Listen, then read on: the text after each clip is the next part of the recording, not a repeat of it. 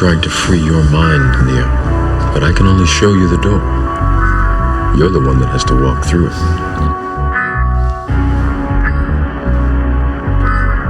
You have to let it all go, Nia. Fear, doubt, and disbelief. Free your mind. This is the Mind is Mine podcast.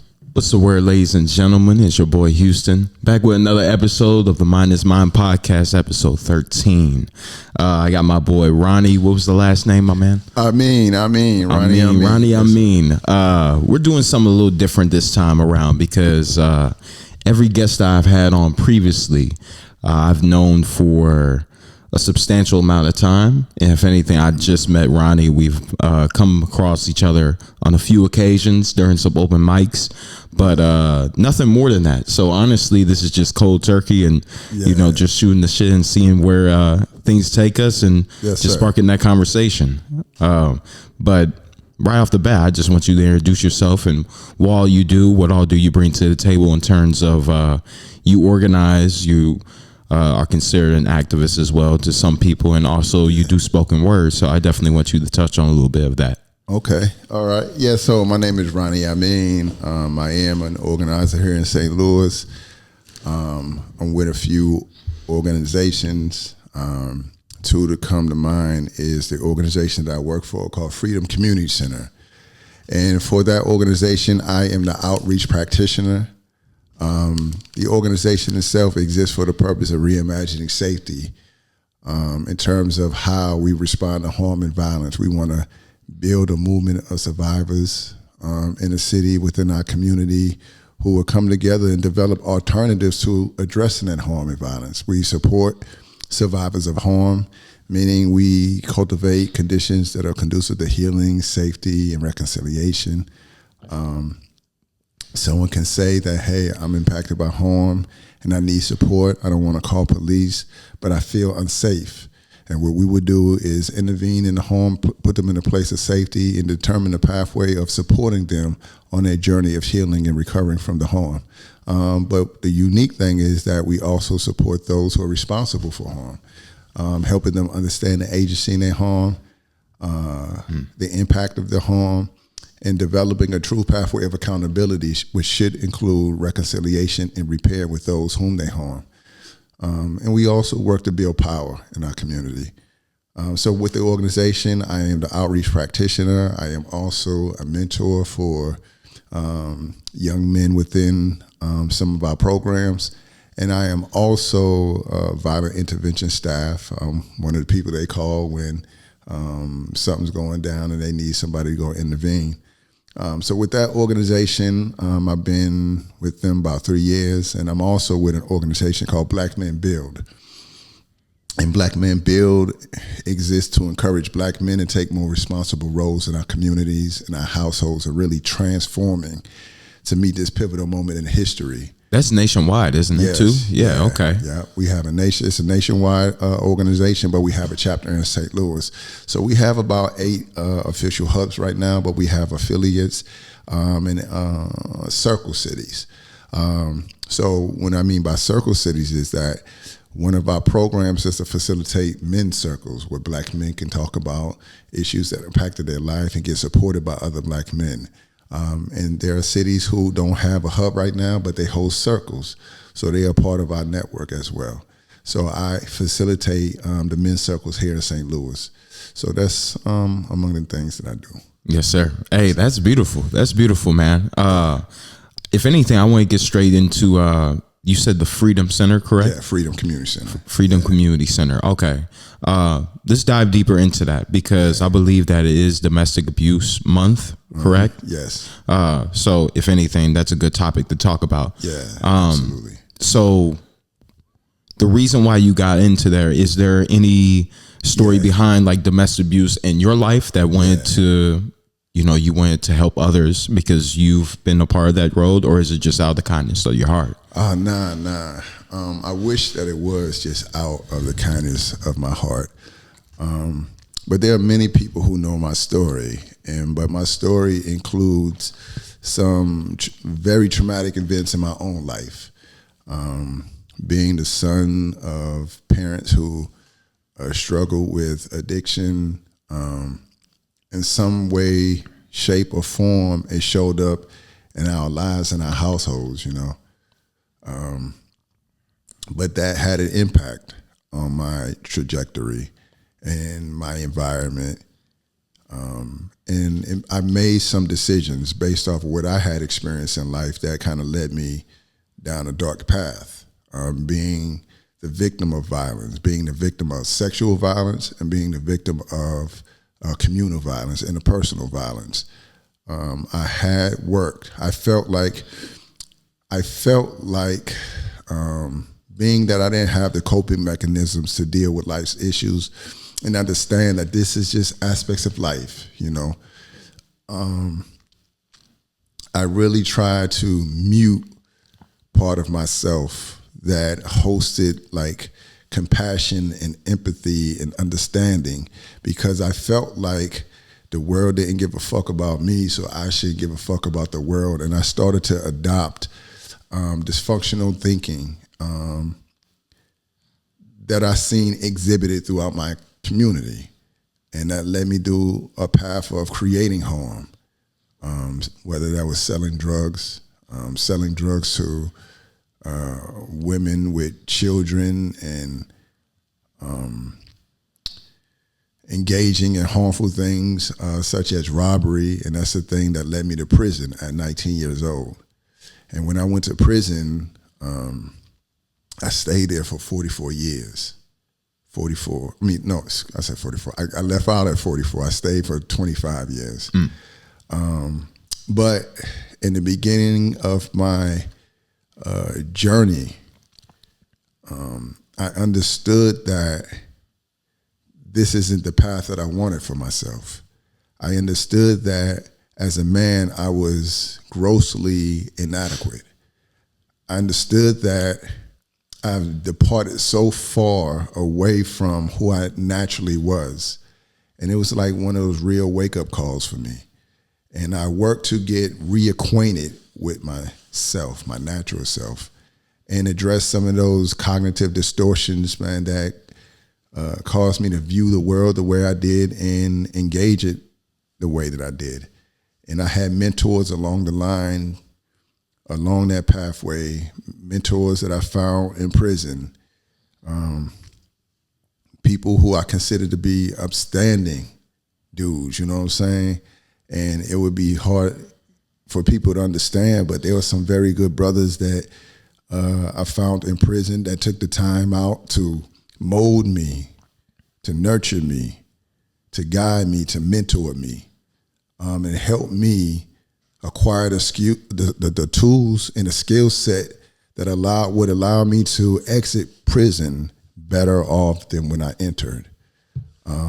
In most of my prison sentence, I just been working and growing and maturing and evolving, hoping for the chance to re-enter my community and make positive contributions and address some of those systemic issues that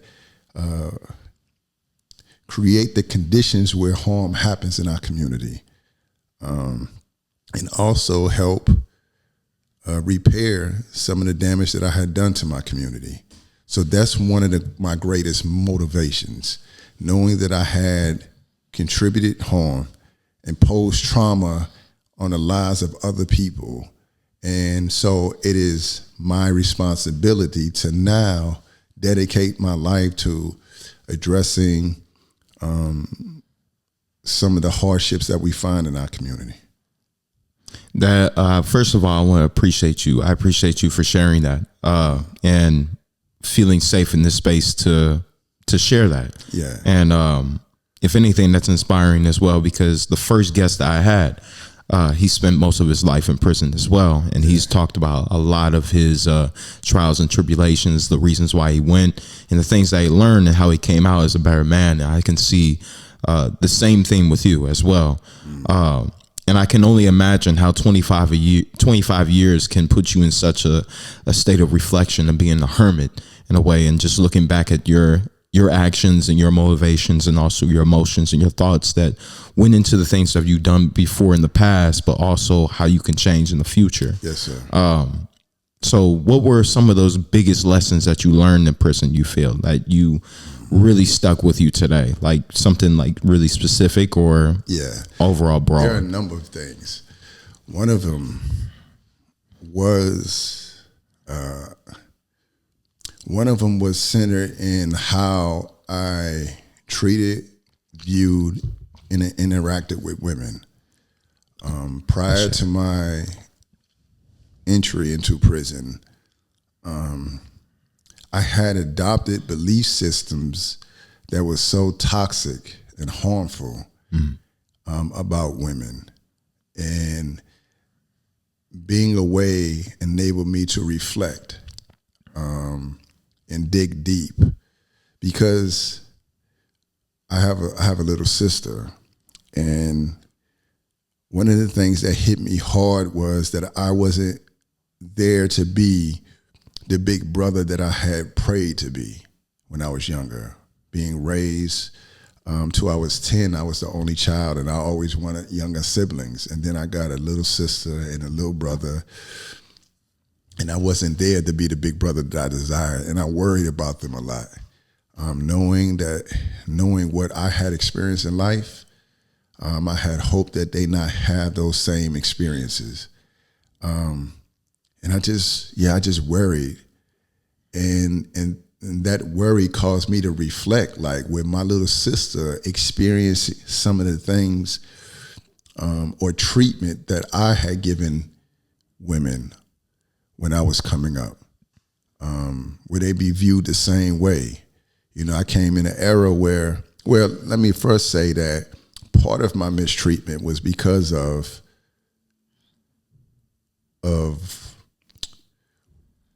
what my community told me was acceptable in treating women and viewing women and their attitudes. I grew up in an era where, you know, pimping was cool, you know what I'm saying?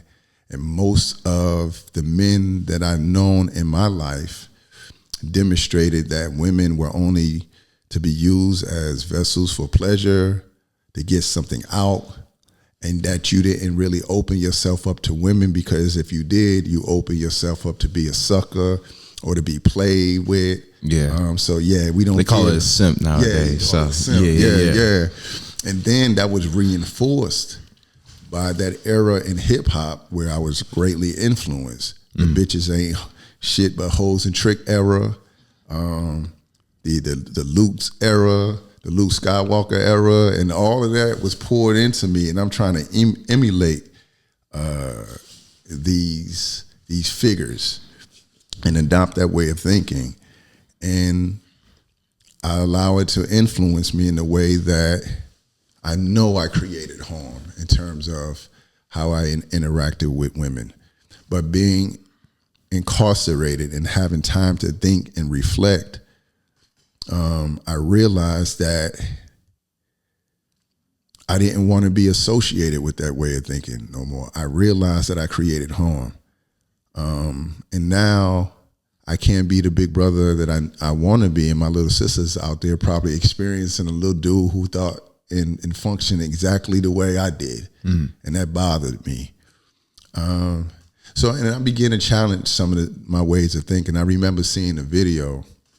It wasn't just a video. Before that, I just remember being around other young men and hearing conversations that began to bother me.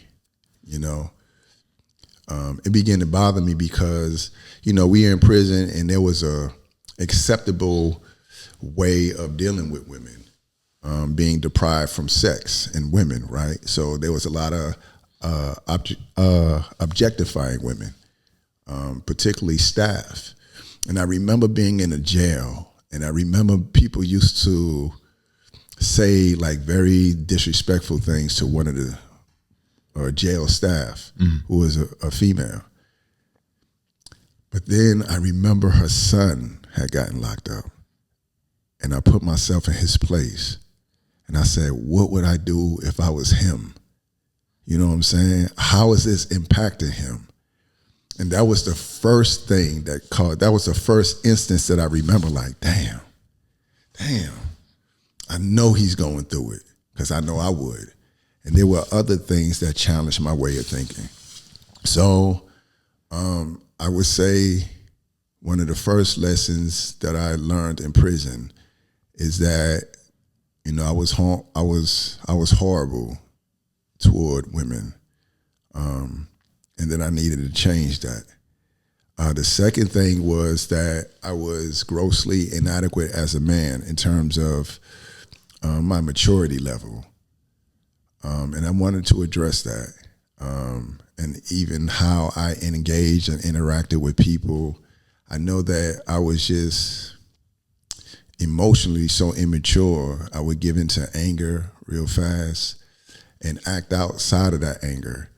But then I started to develop, you know, patience. I started to develop things that would allow me to sit down and process my thought and intervene in my feelings before I acted out of them. And then I learned not to react, but rather respond to things that were outside of myself. Mm-hmm. And those things that I couldn't control, I learned that I just can't control the things that I can't, you know, and be good with certain outcomes because it just is the way it is. Right.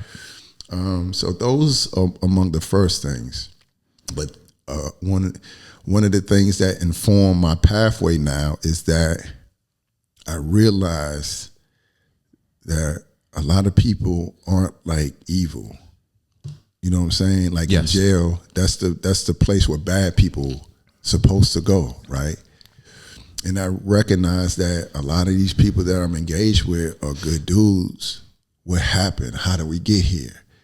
And then, although I know there is a such thing as personal accountability, you should be held accountable for the things you do, but there's also a thing of collective accountability.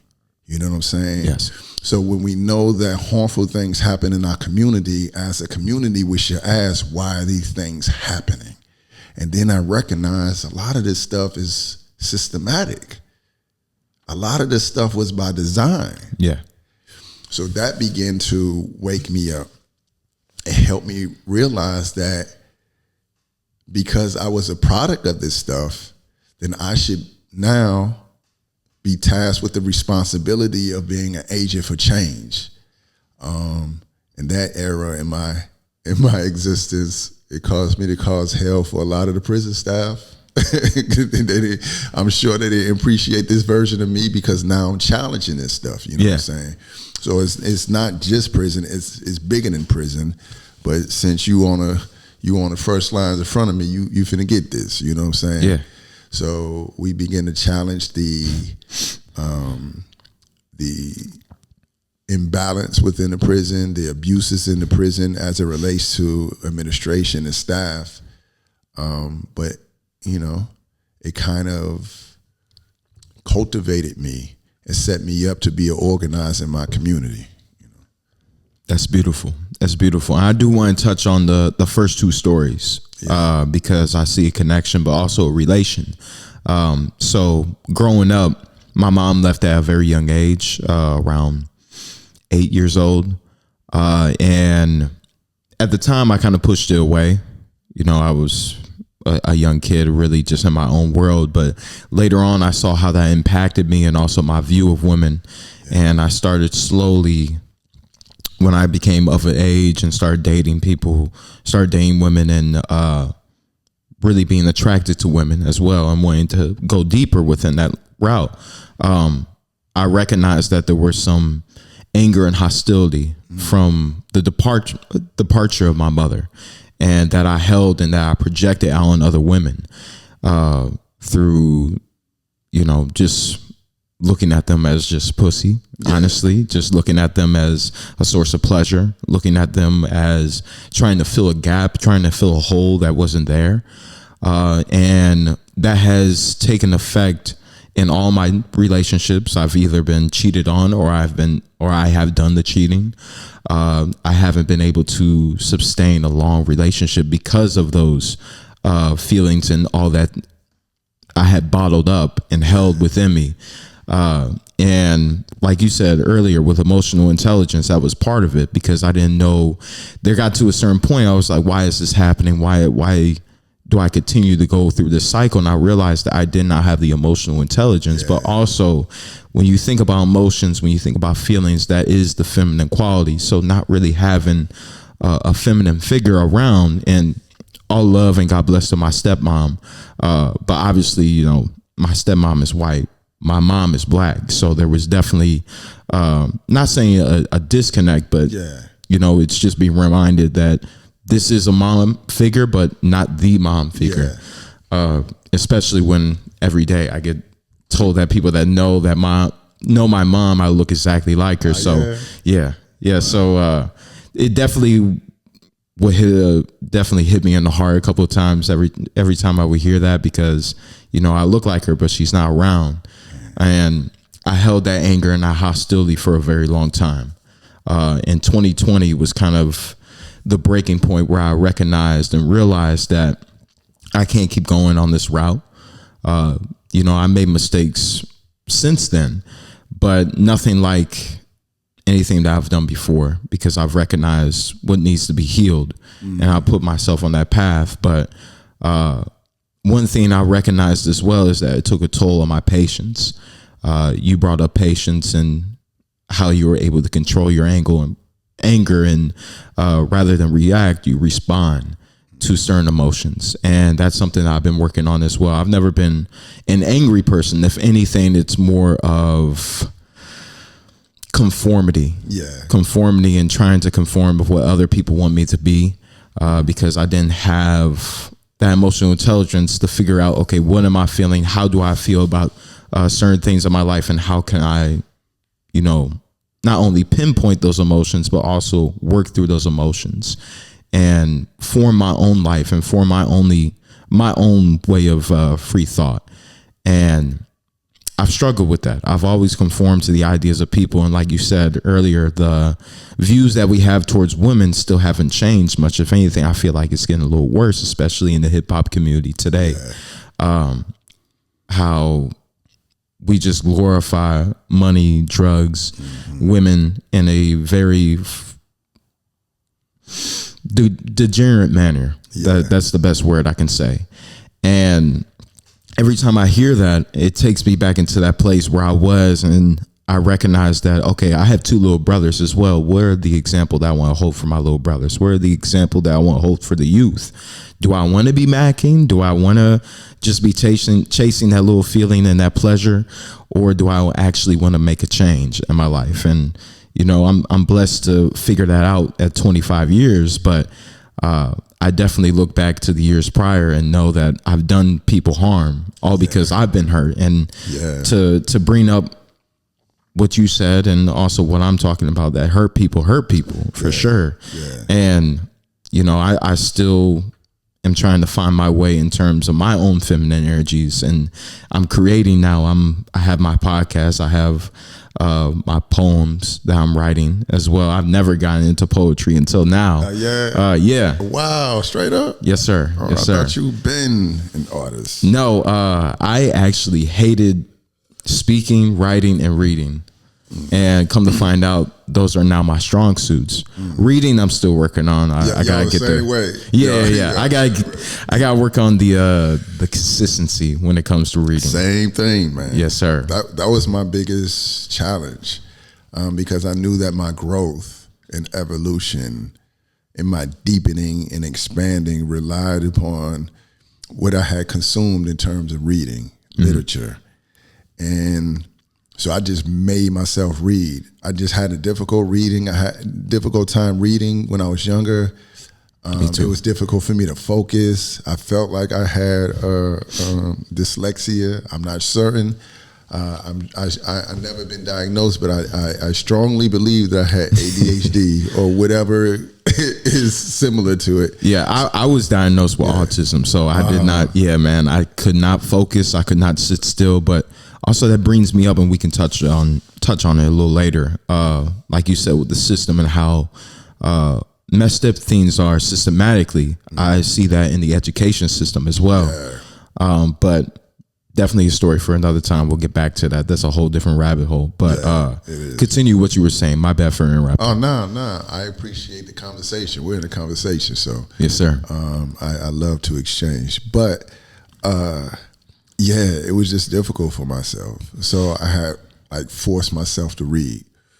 So I would read 10 or 15 pages, but I would have to go back and reread those pages.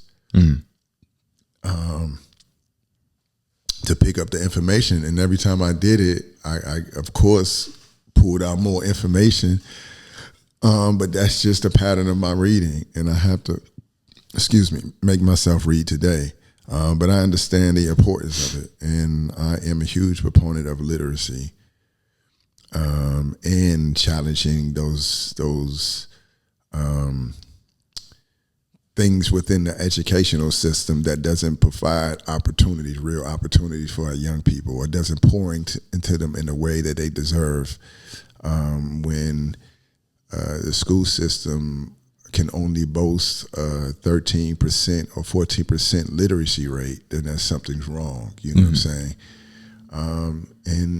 So I want to partner with individuals and initiatives that are working toward that. But just like you, I experienced the same thing. Yes, sir. And honestly, I feel like as young boys grow up, we're not made to be confined to a classroom or to a desk. We have a lot of energy. We want to run around. We want to express that energy, expel that energy in some way, shape, or form.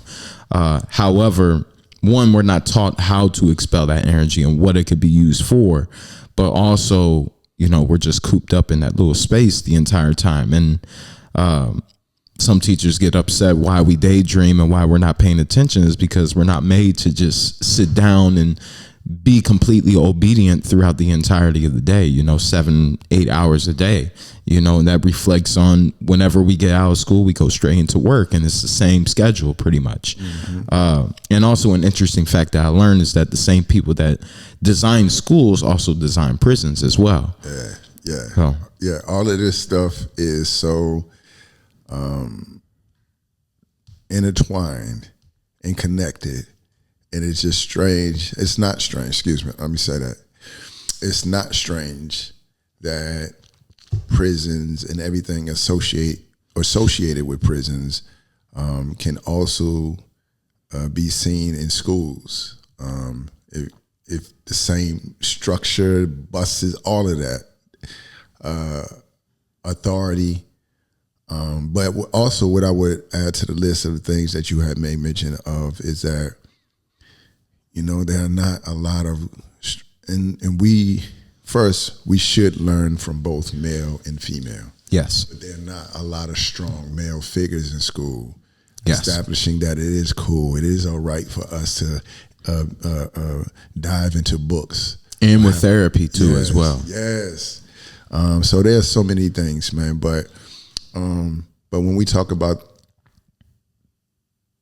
prison and schools and just the system, this system is not broken. There's nothing wrong with the system in terms of how it functions, because it functions exactly how it's designed to function. So that's important for us to know. So if we want change, we have to develop something outside of what we know to be our reality. And don't be afraid to dream and reimagine this whole thing over. Because a lot of times we get so afraid to engage something else because this is all we know.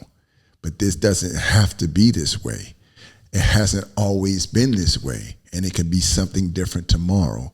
But we have to really engage. We have to really not be afraid to reimagine something different and work toward it, So that's my 2 cents. Yeah, I definitely agree. I appreciate you sharing that, man. Yeah.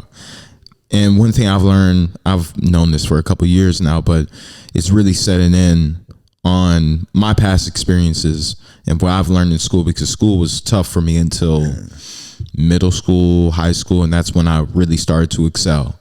But I learned that our education system is based off the Prussian model, which is modern day Germany. And what the Prussians did, they wanted to create a new education system that was formed on obedience and conformity, because they lost a war. I forgot to who, I believe France at the time.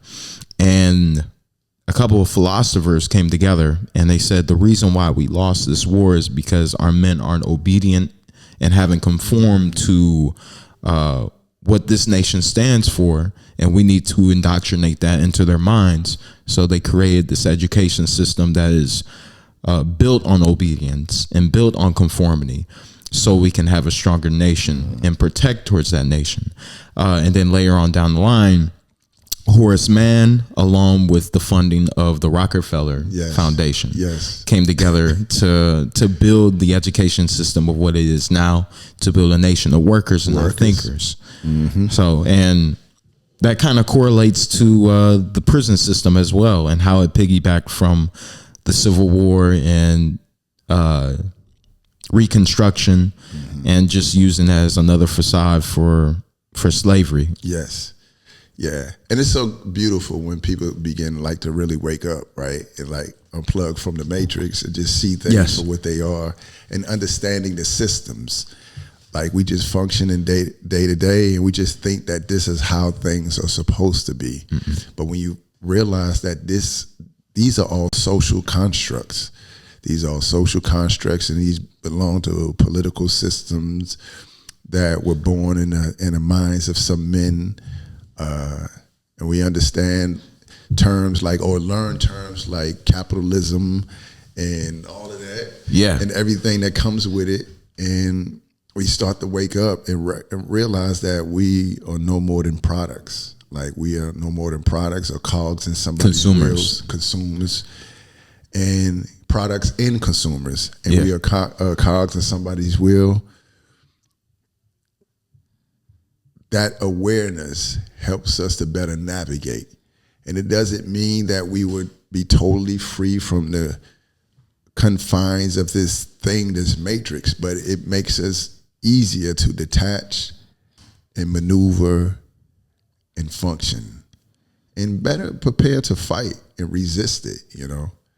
So I appreciate when I engage others who operate with a level of awareness, because a lot of times, you know, our reality gets daunting and overwhelming, because we look at the reality. It was like, yo, when can we get some relief? Like, and we seen that, like the sheeple, the sheeps, and the people who just buy into it, and we complain every 4 years about the political system and like the choice, but we got time before we get there. We know something's wrong. Like, what are we gonna do to fix it? Like, and that's what I've been telling people, is that how originally I'm a huge history guy and government guy, and I've learned that the people are the checks and balances of government. At least we're supposed to be.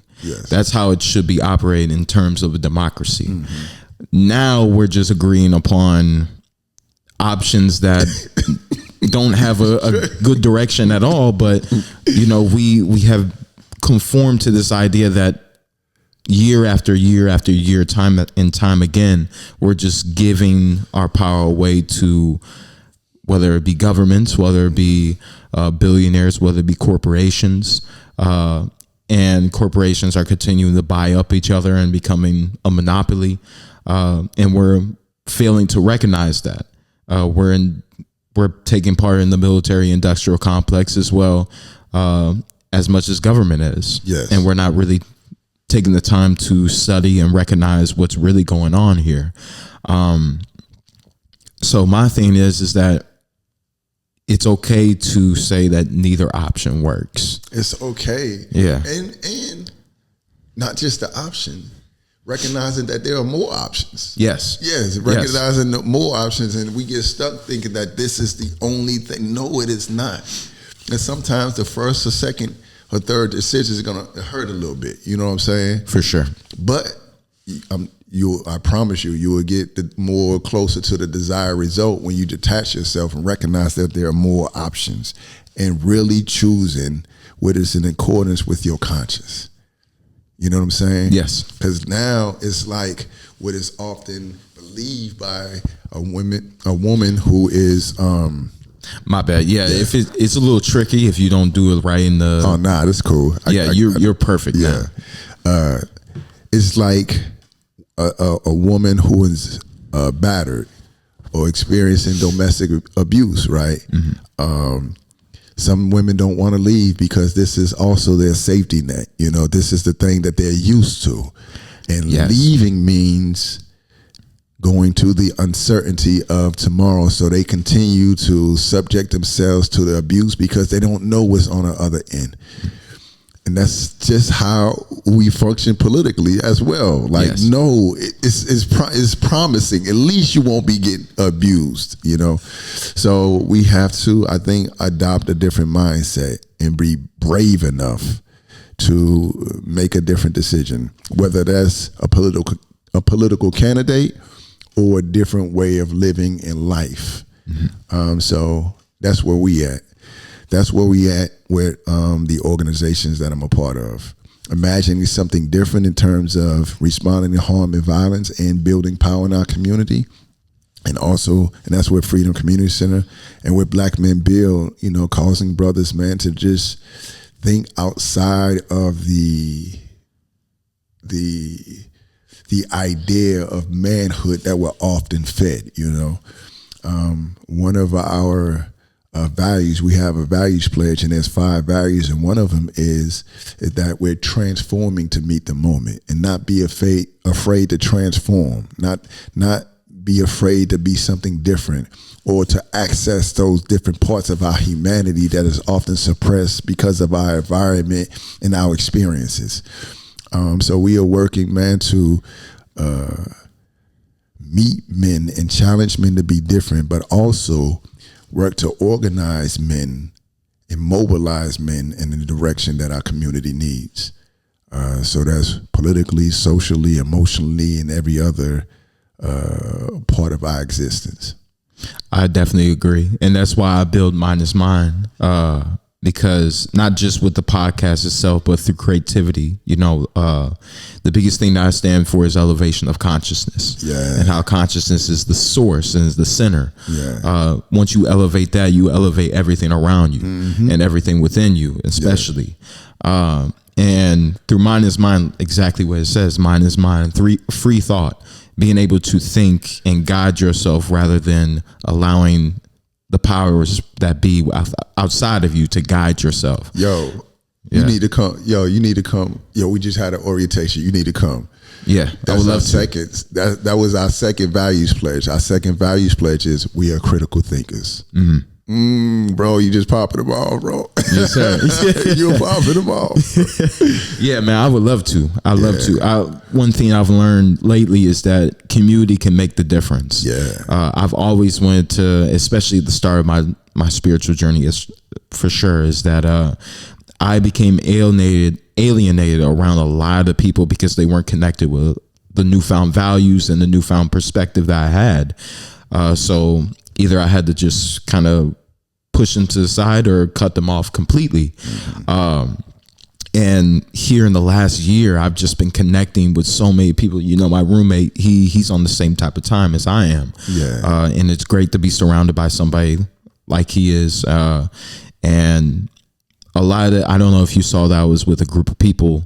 Both times I was at the open mic that I saw you, and we're connected to a organization called St. Louis Story Stitchers. I'm very aware of the Story Stitchers. Man. Yes, sir. Yes, sir. Making a beautiful imprint of the city, man. Beautiful group of young people, man, promoting peace and positivity, and exploring thoughts, man, that are not often reflected in our day to day. So, salute. I didn't know that. Salute to you, brother. Yes, sir. And that's something I indoctrinated within Mine is Mine is how can I help expand consciousness not only through wisdom, not just through education, but also through creativity. And how can I merge all of that together? Because I've learned to be an artist in the last coming years, because before I was an artist, and I mean, you can still describe this as an artist. I was an athlete. I was baseball, basketball, all day, every day, just sports. And then sometimes it would just be video games and stuff. So I'm always I was always in that environment of competitiveness, but that also has fueled that toxic masculinity as well, and trying to be competitive towards my environment rather than who I was a day before. And growing within the spiritual awakening and this spiritual journey, I've realized I've dropped the antic of being competitive with other people, unless if it's friendly, of course, and trying to compare myself to other people, because there's no free thought behind that. There's no critical thinking behind that, because all my thinking and all my perception is going to be focused on is how can I be better than the next person around me? How can I be better than this person, and try to put on this mask and this facade? And that's something I said in my last poem as well. Rather than being my own person and being proud of who I am, and also setting myself on a course of fully embodying what it means to be an independent person, but also bring up the community around you rather than going against the community and competing against the community. Yes, I agree. I agree. And I'm glad that you had that, or you were able to extract those lessons upon your journey. And that's what we would hope for many people, when they walk their respective paths, man, draw out whatever lessons and help you evolve to the person you're supposed to be, contributing to the upliftment of others and being a model for others. So I'm glad I met you, bro. Yes, sir. Yes, sir. Of course. Alignment is key to the universe, man. Yes, so, but one thing I wanted to ask, since, I'm centered around consciousness and creativity, is that in terms of spirituality, mysticism, consciousness, whatever you want to call it, religion, what is your background in that, and how have you learned on your own journey about your own spiritual values? Yeah, my background is I am a Muslim, practicing Muslim, and the anchor in my spirituality has enabled me to evolve in the way that I have, because my professed way of life encourages me to stand up for justice. My way of life encourages me to be compassionate to my neighbor, to tell the truth, to evolve, to be the best me. One of the verses in the Quran says, man gets nothing but what he strives for. So put the work in, Yeah. But it also centered me in mercy and understanding and patience, and also, getting your due. Also seeking knowledge. Also all these other things that bring out the best of us. That's what my way of life has poured into me. And I'm so fortunate that I had gotten that early on in my transformation. Yeah. And what was the saying that you said? Man gets nothing but what he strives for. Man gets nothing but what he strives for. Okay. Yeah, because a lot of times, we do rely upon the Creator, but it means really put the work in. Yes, you're gonna get the guidance. You're gonna reap some of the grace that the Creator bestows upon us, and sustenance and everything else. But you got to put the work in. You got to get up and do it. You got to be active. You got to be a vessel. Yes, you got to be a vessel. So, that's my spiritual background. In terms of, and I say this, it's important for me to say this, because a lot of times people who profess religion put on the mask of perfection, and come off as sanctimonious, and forget that we are human beings having human experience, and we are infallible, but we want to evolve to the best version of ourselves and make the best impact. So I never profess to be perfect. I haven't evolved to fully practice the letter of everything that I'm supposed to do as a Muslim, and I'm still evolving. And I really, truly believe this is the way. But I never want to give the perception or belief that I'm some perfect being, you know. I tell people all the time is that if we are imperfect by design, then we're perfect. Yeah, being imperfect. Yes, and that's because we wouldn't be able to progress through life and have the lessons that we have if we are perfect. Yeah. So I just to acknowledge the Creator, but also acknowledge the greatness of His creation, which I am a part of, and it also centers me in accountability, accountability and responsibility. So I'm grateful to have acquired these lessons and these beliefs along my journey. And also to work to be in harmony with others who don't necessarily share my religious belief or ideology. Because a lot of times, man, when you hear people with different religious backgrounds, one of the first things that comes out in engagement with somebody who doesn't believe the way you believe is that there's a contention that becomes hostility. The competitiveness. Yes. Mm-hmm. And my way of life, I'm so fortunate that it preaches against that. So the Quran actually says that we're not supposed to be arguing, debating with people about religion. We're not supposed to be imposing our religion upon others. When there's no compulsion in religion, that's what the Quran says. There is no compulsion. So no matter what you see in the world today, no matter what you hear out the mouths of people who's supposed to profess this way of life, the deen or the religion says that we can't impose our way of life on others, and we should work to live in harmony or connect in those areas in which we have commonality.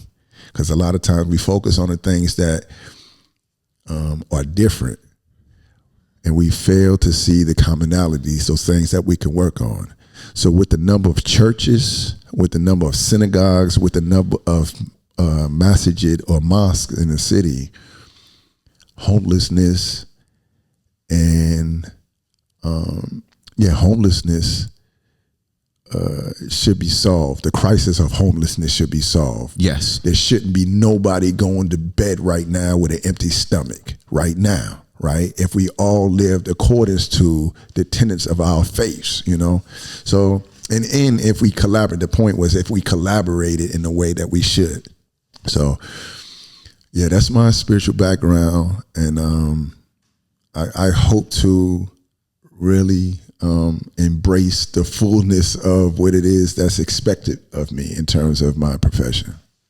I was actually gifted the Quran a couple months ago.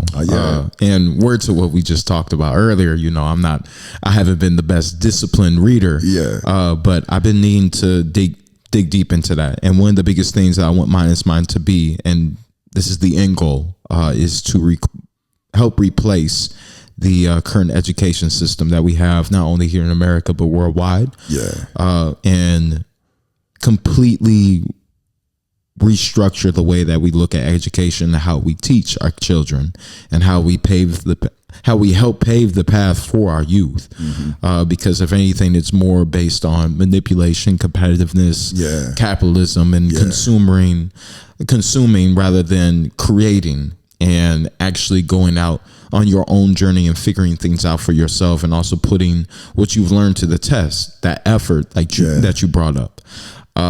And the way that I seek to do that is I want to learn all different ways of life. Mm-hmm. I don't want to learn just one singular way of life. I want to learn everything so I can really speak the languages of other people, but also bring us together through the knowledge that is tied together. Because one thing I've learned in all the religions that I've studied, and you know, I'm still kind of new to it, honestly. I'm not going to lie. I'm not an expert. We all are. Yes, sir. But I have noticed many commonalities within every single religion.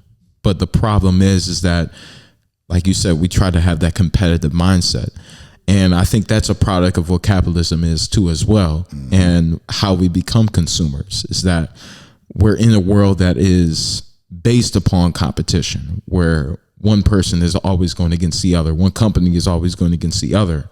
The problem is now, if you don't do your research, you understand that these are monopolies. Yes. So there's the illusion it's the illusion of competitiveness to make you feel like this product is better, so buy this product. But this product and that product that are going against each other are owned by the same company. Owned by the same company. Even some of the, even with some of the manufacturing exists. Like some of the are manufactured in the same place. Like they just change labels. Like this is crazy, man. And we function thinking all this weird stuff. No, this stuff poorly made. Same people, same companies, and you are just a consumer to help fuel or build wealth for these people up here that don't really give a damn about your life down here. So they don't give a damn about what you consume, what you put in your body. They don't give a damn about you living paycheck to paycheck, you not being able to afford this stuff. So they really don't give a damn, and we wear these labels and products with pride. And they don't give a damn about you. Yeah. And what's really messed up about capitalism and consumerism now is the different pictures that it paints for every single different type of community and racial background. Because I promise you, if you go to a gas station over in Webster Groves or Kirkwood, it's not going to look the same as a gas station in Florissant or North City with a bunch of advertisements of alcohol or cigarettes and things that are very poisonous to your body. Or honey packs. Yes. So it's just like, and also you see a lot more fast food. You see a lot more things that are degrading to the mind, degrading to the soul. And I mean, you find that in every community, but in the black communities, in the minority communities, you find that substantially more. Yes. Overly saturated with all this harmful stuff that you won't find in the other communities. And I think you hit the nail on the head with that, brother. Yeah, it's, I'm working on a video right now. It's learning how to be a curator in a world of consumerism and capitalism, where we have been, I have so many notes on it too. I might have to bring them out here, but where we have been brainwashed to become mindless consumers.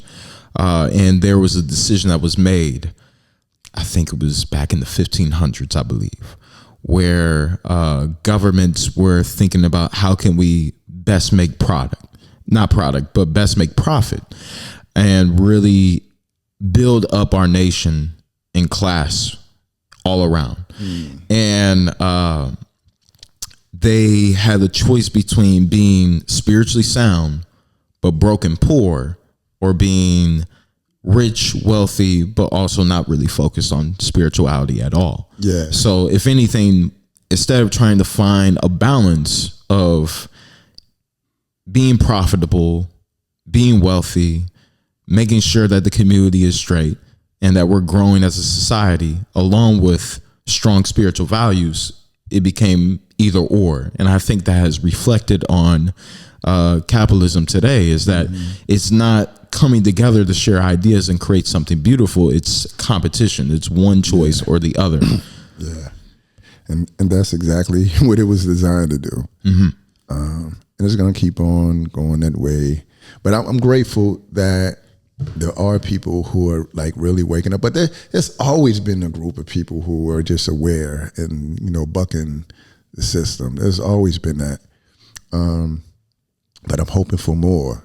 We got people with capabilities and abilities, man, to disseminate more information. Where right now, on this podcast in your living room, man, getting information out. So I'm glad that is a thing now. You know what I'm saying? Yes, sir. But just as we're doing this, there is a proliferation of bunk stuff, misinformation that is also being pumped into our communities and in our homes, in our ears and our minds. So yeah, we got to do a lot to challenge that.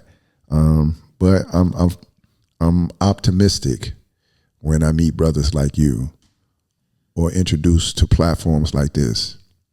And it just shows that, the fight ain't over. We're still woke. And what is need to be done is going to get done. So we just can do with it what is within our means. So I appreciate it, man. I appreciate the fact that you are a brother whom I can now consider to be a comrade and understand that, Of course. Yes, sir. I've strived many years, and especially today, to set myself on that path, because I know the path prior to where I was definitely wasn't getting the job done, wasn't doing anything but harming myself, and in turn I was projecting that on other people, and I don't want to harm other people. I damn sure don't want to harm myself either. And I look back, and I don't look back on shame. I don't look back on regret. I know it's part of my journey. And if I never would have done any of those things, I wouldn't have any lessons to learn from and also teach the youth as well. So if anything, I think of myself as a sacrificial lamb, going through those trials and tribulations, and even trials and tribulations now today, for me to help awaken and open up the youth of tomorrow as well. And that's what it means to be a vessel at the end of the day. And if anything, I'm proud of that. I used to be ashamed of it, but now I'm proud of it because now I have something to teach. But I'm always open to learn something. And the beauty about being around story stitchers as well is that not only am I teaching my ideas to the youth, but I'm also learning from the youth, because the youth are a lot more in tune with innocence, in tune with their creativity, in tune with ambition. And if anything, it's sparking that light in me once again, because I've lost that for a little bit. I lost that for about a year and a half. And now that I'm a part of it, once again, I found that light. And if anything, it's brighter than ever before. Yeah, that's beautiful. And I totally concur what you said about the youth. And so when I'm thinking of youth, I'm thinking about the babies, right? Yes. As well. And so with Freedom Community Center, we facilitate this Black-only healing space called Power Builders, where community members can come out, talk about the issues that impact the community, get political education, and just confront like that thinking that keeps people from taking active roles in the community. And initially we was, just adults. We was providing transportation. No, we are providing transportation. We're feeding people when they get there, but we was also offering childcare. So to remove the barriers of people engaged in this community upliftment thing. But what we discovered one day is that allowing the children to be in a room with us deepens our discussion and adds a dynamic that we really didn't see before. Their analysis is so spot on and sharp, and it really anchors and brings us in the way that we should be going, in the way that we should be thinking. And we were so surprised so many times, and as the saying goes, from the mouths of babes, and from those mouths, man, from those that innocent, we got a picture of the community that we would want to see, that we were actually in the room working to construct. But the component that we didn't see is the children, hearing from the children. And that was a lesson too. So we're just talking about youth, but that's also a lesson that just came about in this conversation too. Because when we're talking about community upliftment, we're talking about challenge, and we're talking about all of that stuff, we fail often to include the voices of everyone, especially our children. So if we're talking about a new tomorrow, a world that we want to make better for our children should be in the room. Yes. When we're talking about the problems of youth today, it shouldn't be a whole bunch of old fogies in the room. We should have some youth in the room. And when we're talking about fresh ideas, because a lot of our stuff is straight stale, right? And when you got organizations still doing the same stuff they was doing 50 years, this stuff ain't working no more. Mm-hmm. So we need a foundation of the elders that came before us, but with new strategies.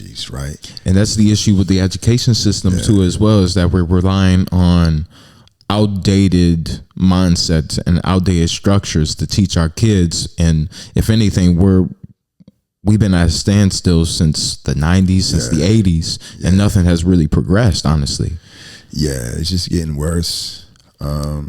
the history that we're learning isn't even ours. It's not ours. Yeah. And not only that, but you can see what the school system really is, like the tool of indoctrination. Yes. Now, it's like no bones about it. Like they're really showing you what it is when certain laws are enacted to prohibit the teaching of certain things, like Black history, like real Black history, right? Yeah.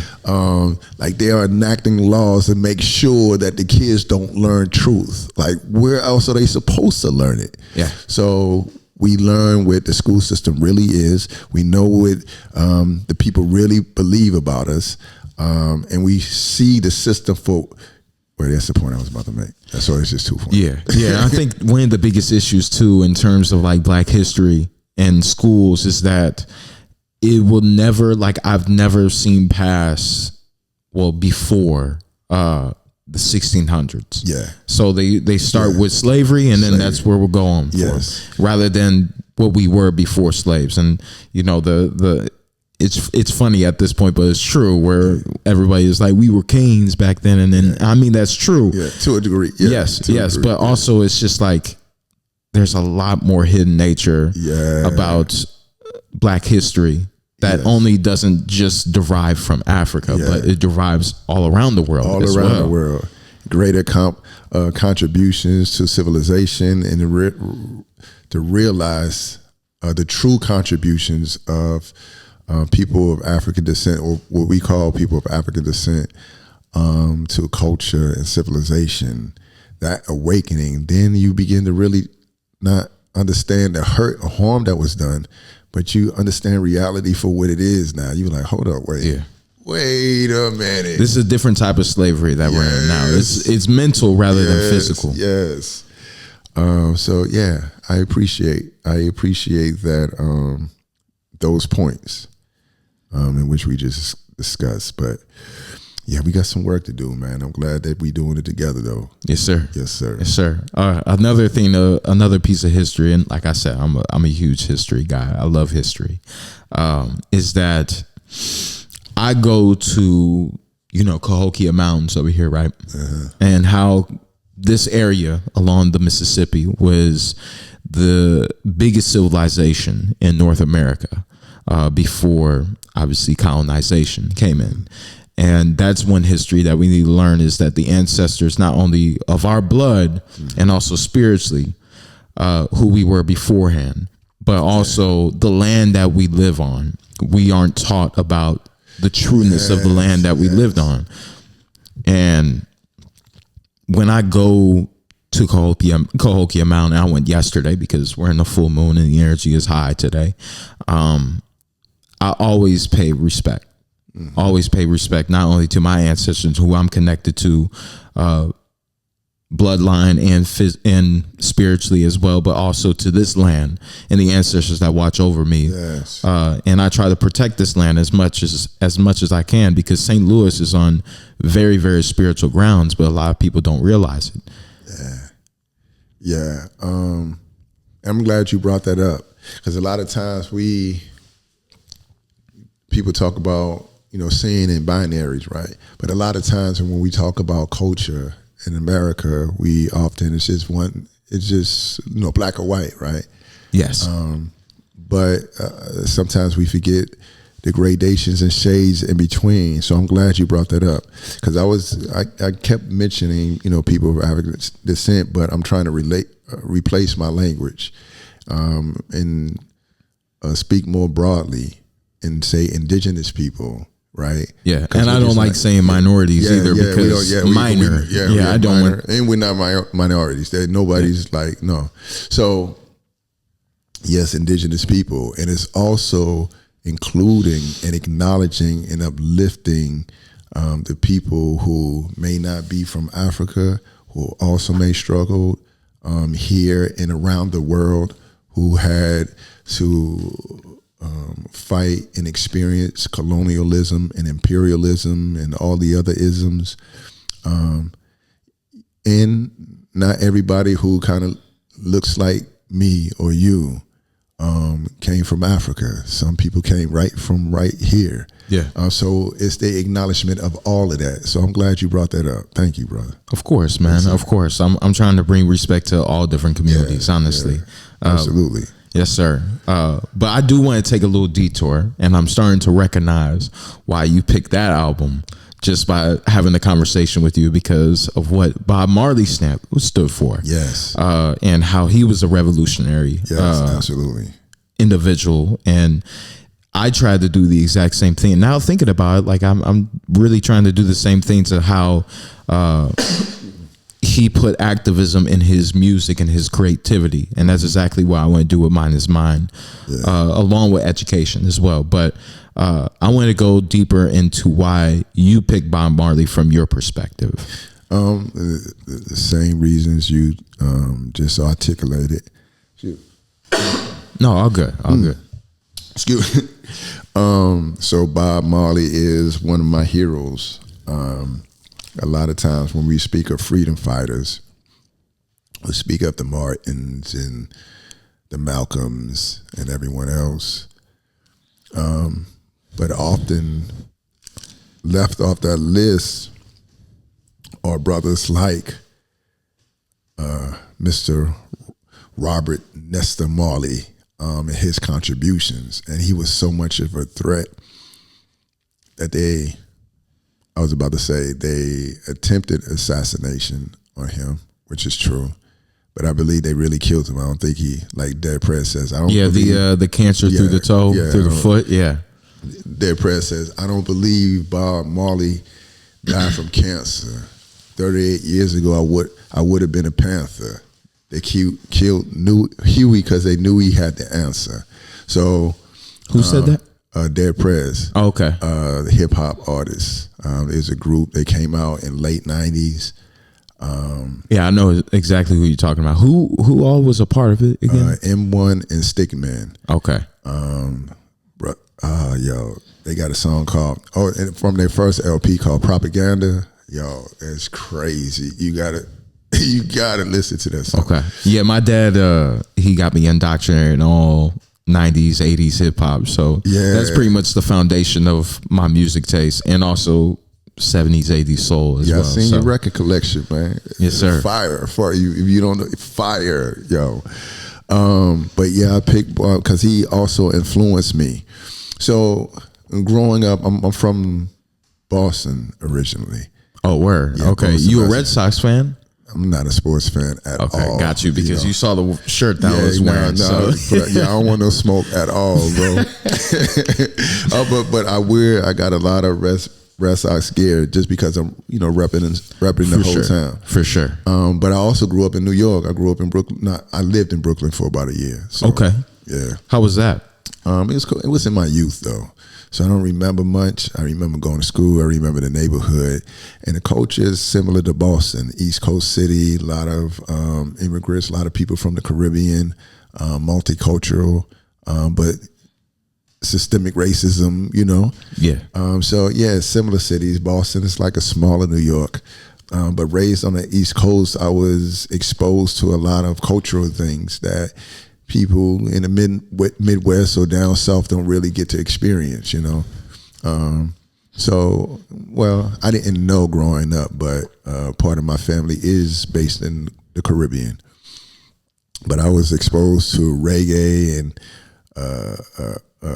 dance hall early on. But reggae, and my man Bob, just listening to reggae, but then starting to listen to the words, listen to what he was saying. And for me, it was like seeds being planted, and at the right time in my life, they began to sprout. And there were many artists who had that same effect on me, whether it was Bob, whether it was Tupac, whether it was Scarface. There was always this planting of ideas and imaginations that helped me in my development. But Bob, he's top tier. He is top tier, not only as an artist, but as a revolutionary. And I just wanted to give the brother his due. And then when we talk about like the advancement of, black folks here in America, I don't believe we also give due to the artists who are often, frontliners. Yeah. Whether it was Bob Marley or Harry Belafonte or Paul Robeson or whoever. So we appreciate the artists who not only delivered messages, but took stances and sacrificed. So he sacrificed over and over and over again.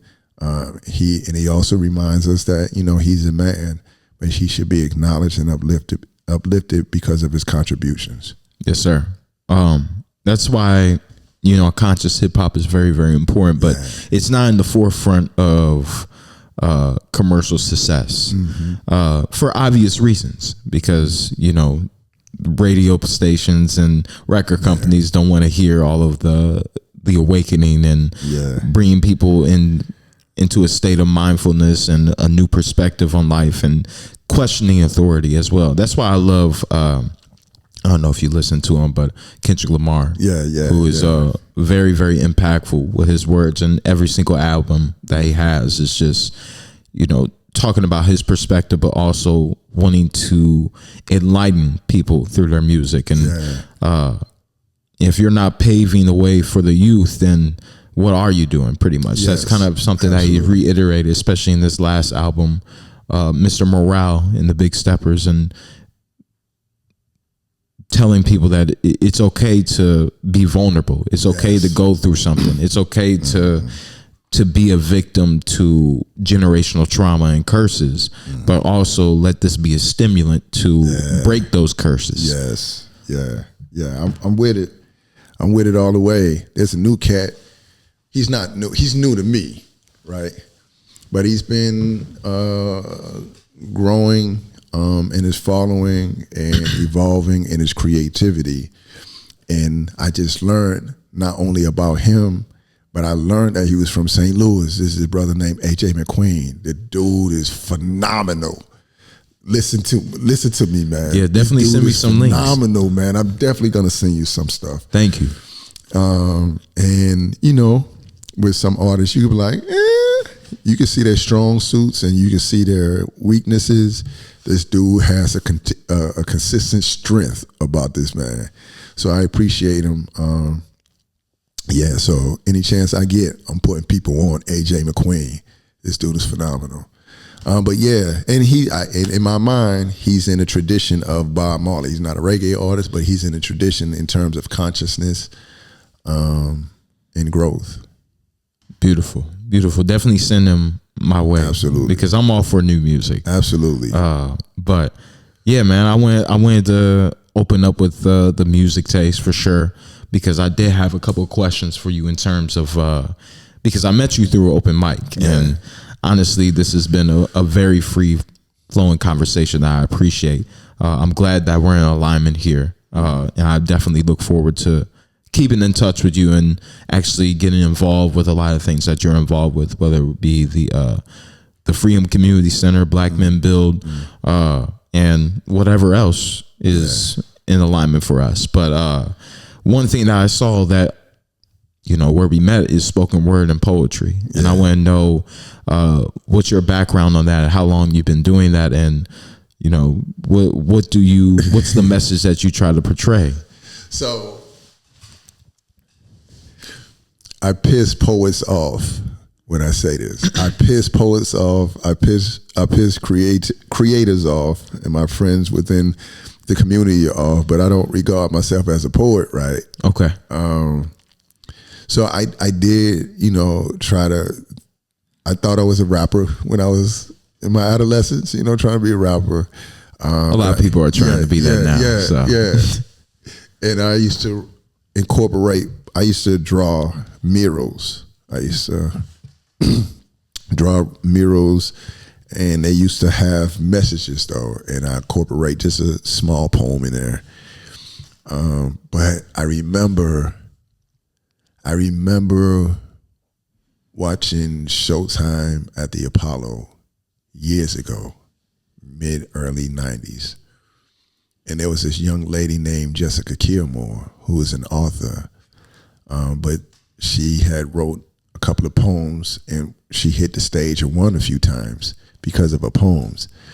And I've never heard poetry like that, right? And that was kind of an awakening for me, and inspired. Like, so I would get these inspiration of lines, but never write out anything profound.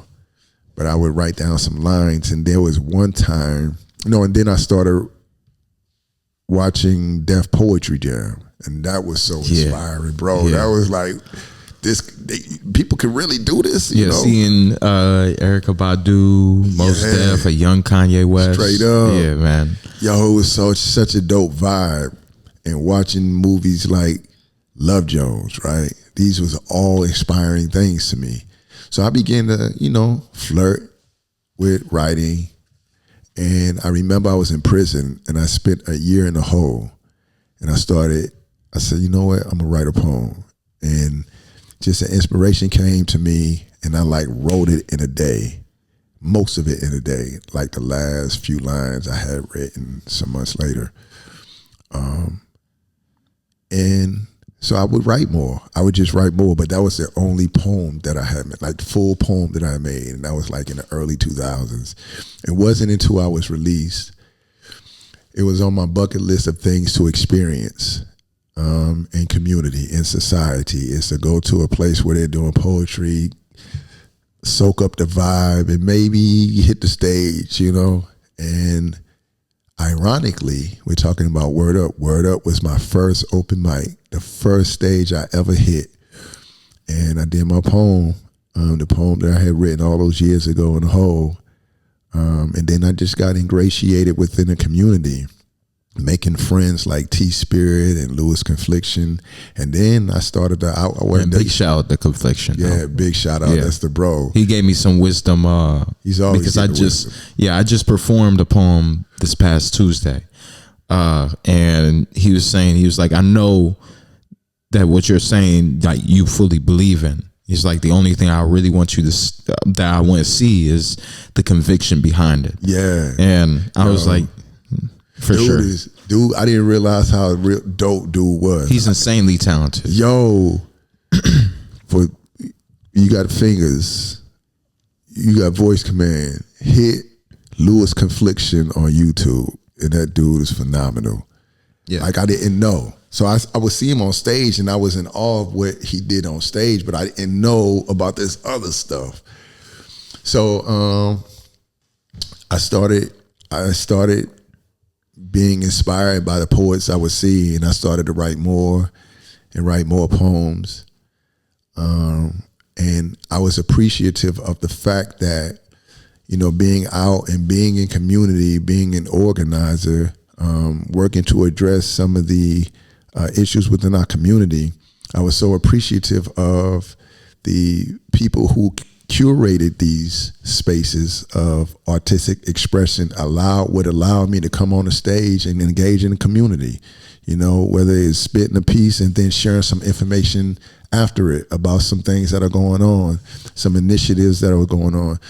And I was appreciative of that. And to be honest, when we're talking about working for a better tomorrow, working for change, who better to interact with and engage to than the creatives, people who live within their imagination and are equipped with the ability to see a better tomorrow. So yeah, that's just my run within the creative space. Oh, I also worked at Word Up for a little while. Yeah, I used to work on the door,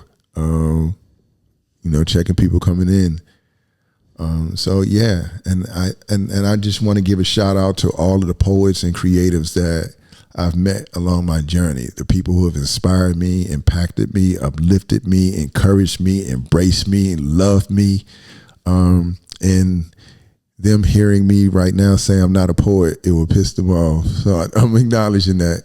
But one day, if I feel as though I'm committed to the craft in the way that the craft deserves, if I deepen my knowledge in poetry, one day maybe I might call myself a poet. But right now, I'm comfortable just saying I'm a novice.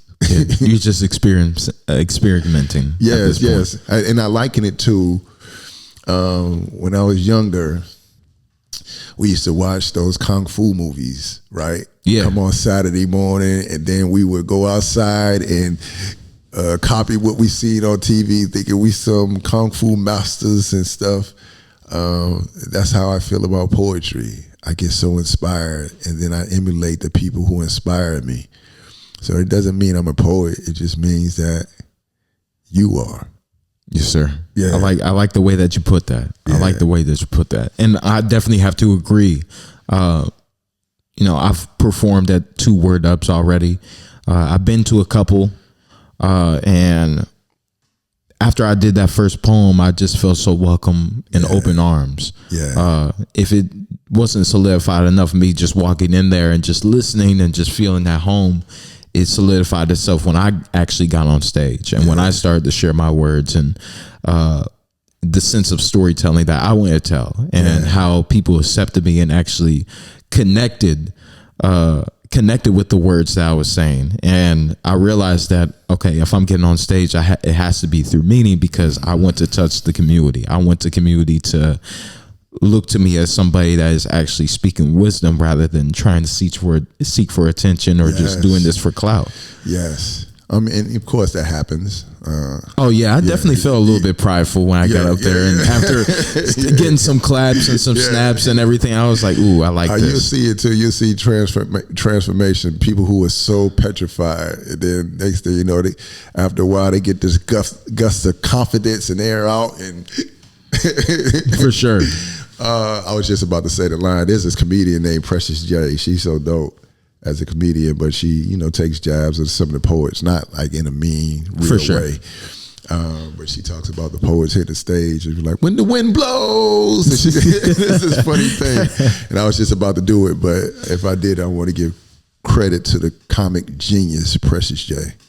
Shout out Precious J. You definitely have a lot to send me, man. I definitely want to get hip to all these, not only ideas and organizations, but the artists that you're mentioning here, because not everybody I know. So the more artistic expressions that I see through other people, the more that I can enhance mine and also connect with others as well. To be an artist, you have to understand other artists as well. Absolutely. I believe that, and their being has enabled mine to exist by the grace of the Creator, to experience and see what is possible, and that's where my creativity is sparked, like watching other people, and then it's like infectious or contagious. Yes, sir. I'm a little curious to take it back to your personal life. Are there any lessons that you're currently going through, or any challenges that you're currently going through that you feel like you can relay back to the youth or relay to the listener at all? Sometimes we get in stages in life where we feel like we got it together. But as long as you're breathing, that's not going to happen. We're always evolving and growing. And I believe that it's important for us to continue to challenge ourselves to evolve and grow, and not be stagnant or settle on the ideas that, we currently hold. So that's what I would encourage the younger me. That's what I would like to impart to the younger me. Because I remember going through prison, and I remember learning so many things about myself, so many things about the human condition, so many things about emotion and thought. And I thought that, I'm good. I'm navigating this stuff. I got enough to navigate the world. Yeah. And it was a base, it was a base or a foundation, but structures change, and that's what I had to learn. Things are not going to always make sense, and it's not your job to try to refashion the world in a way that makes sense to you. But it's our job to really try to, understand, and there's some things that we're not going to understand, and just keep it moving. So I'm not with imposing my idea or just my being on anything else, but just work to navigate, be in a better position to navigate this stuff. So that's what I'm learning. I'm learning that I have to be consistent in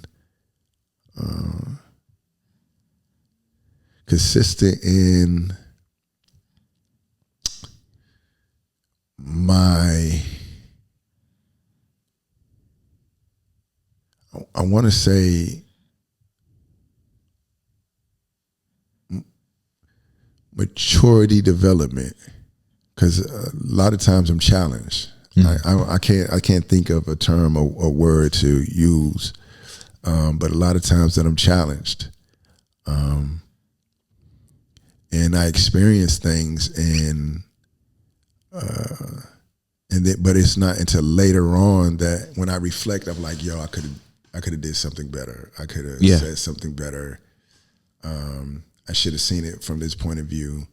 But it's just a challenge. It's just a part of life. We're not going to have it all figured out, but I'm willing to acknowledge the times that I don't have it figured out, acknowledge the times that I did do the wrong things, but willing to make the adjustments. That has to be like the goal of life, like the core of life. Willing to make those adjustments. Constantly be on your toes. Yes. Yeah. Yes. And be okay with getting uncomfortable. Yeah. Getting okay with being uncomfortable. A lot of times we don't like to feel inadequate. We don't like to feel as though we don't have the answer, or, but it's okay. It's okay not to have the answer. Yes, sir. And it's okay to get it wrong. So that's where I'm at right now. And also working to live in accordance with your ideals, working to be principled. That's a continued battle, because there are going to be things that's going to cause you to challenge, your belief system. And in those moments, are you going to hold your integrity?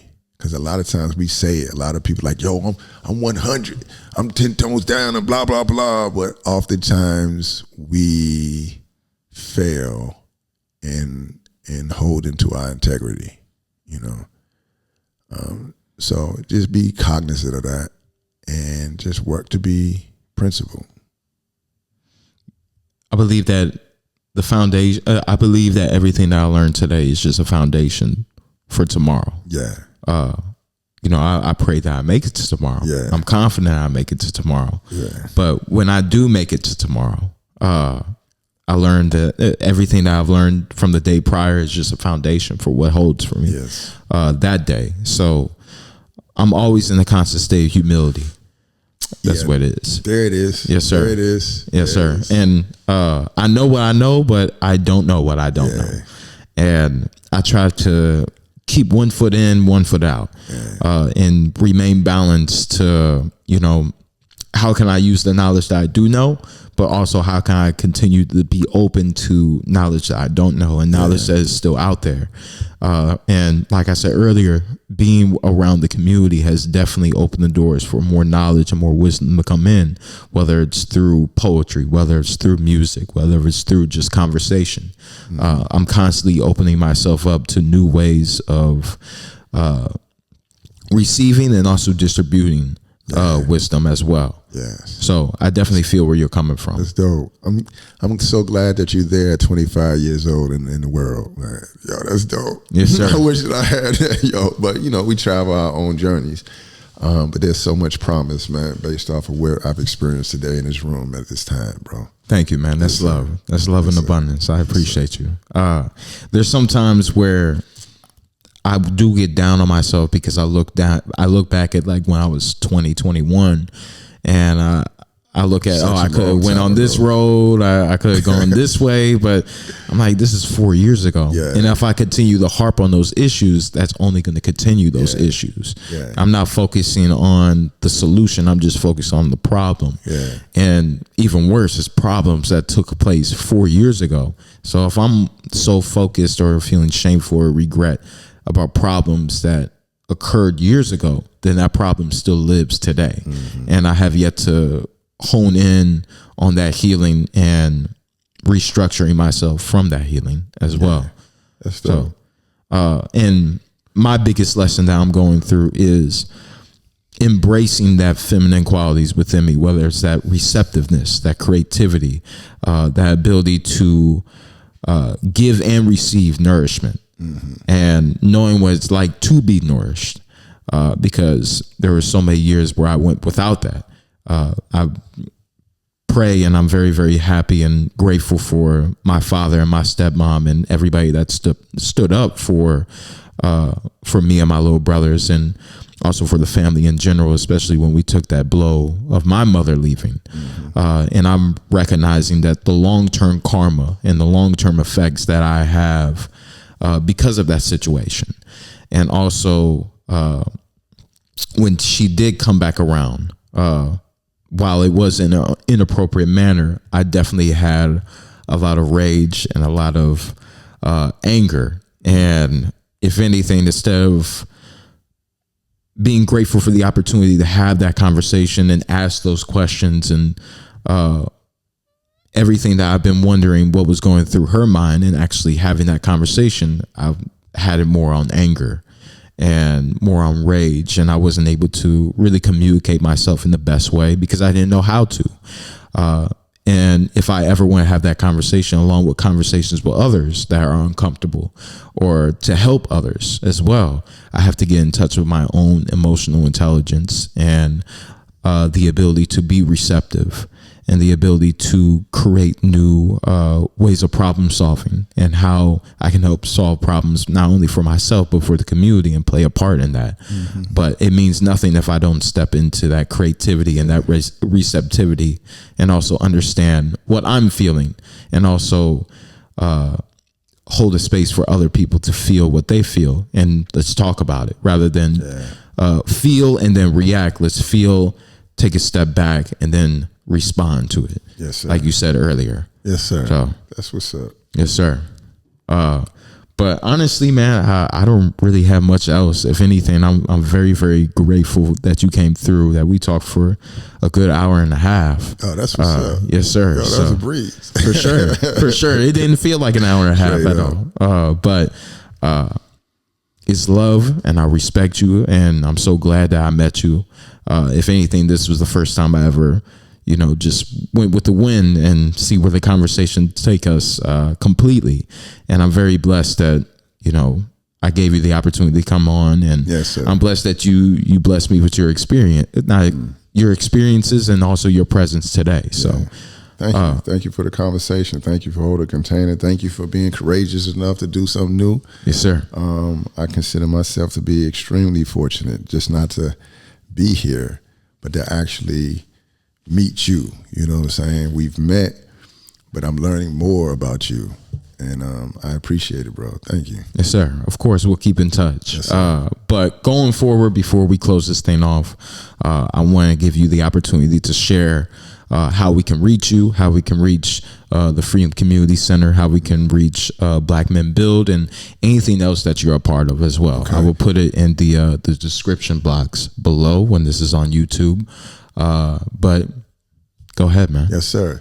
So you can, so in terms of Freedom Community Center, again, Freedom Community Center supports those who are survivors of harm and violence, and if somebody's experiencing harm, even if it's a family member who has had the passing, even if it's a family who have had the passing of a family member and need help with burial, in the process of healing from that trauma, they can contact us, and we will support them however we can.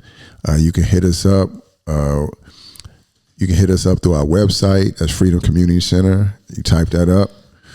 We're on all social media platforms, but you can call directly. You can call me. Hit my phone, 314-403-2349.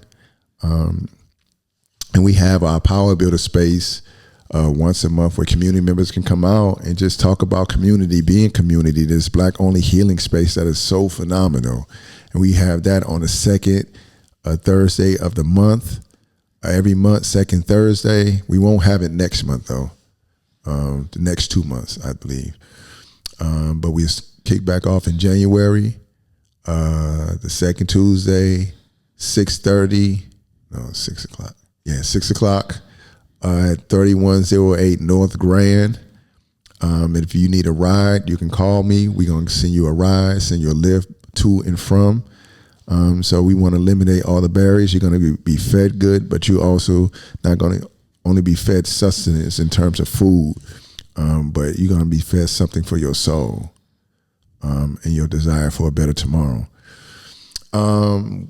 Also with Black Men Build, we facilitate men's circles twice a month on the second and fourth Mondays of the month.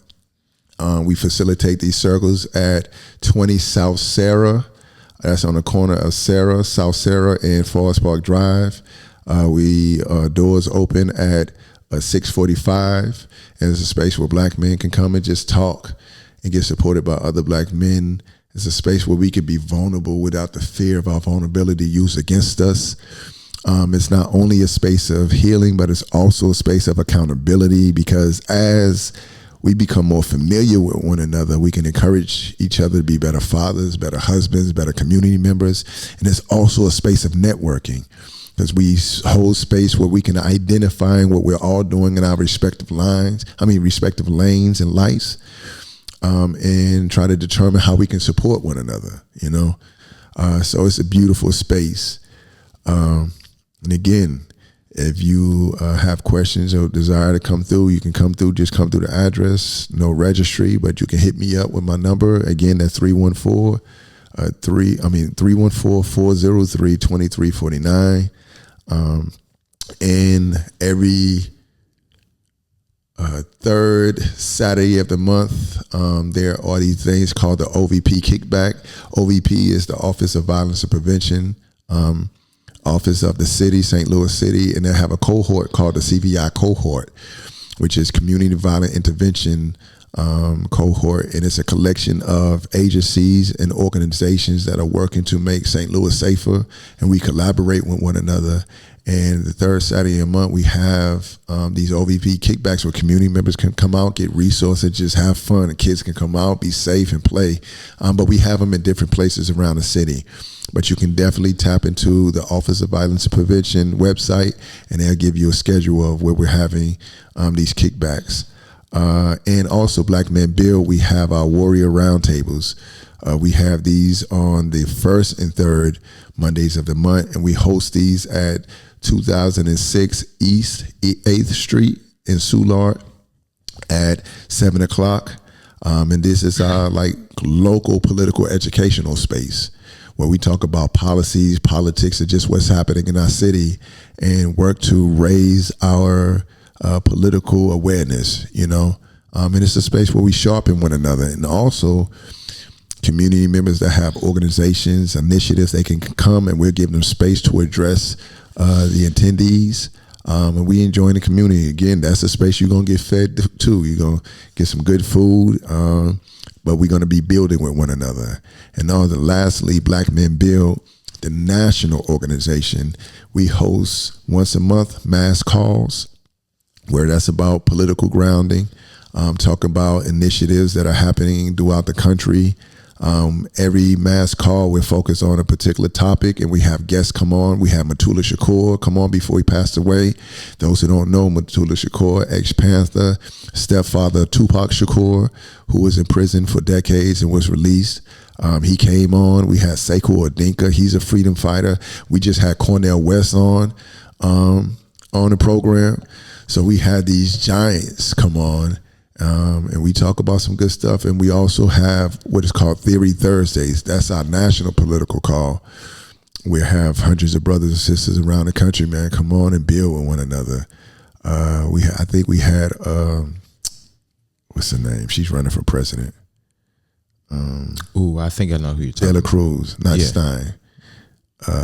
Dela Cruz, Claudia Dela Cruz. She came on, and it was a good conversation, man. So we invite people to come on. You don't have to be a man to come on. You can be a sister. And as a matter of fact, Black Men Build started as a response for the calls of sisters like, where y'all at? we here where y'all at. You know what I'm saying? So we started Come On in Black Men Build. It's not an exclusive men only organization. We got sisters in ranks and in position of leadership, but the call is for Black men to take more responsible roles. And it's not exclusionary as in terms of, we're demonizing anybody else. We're just recognizing the responsibility for us to make positive contributions to our community.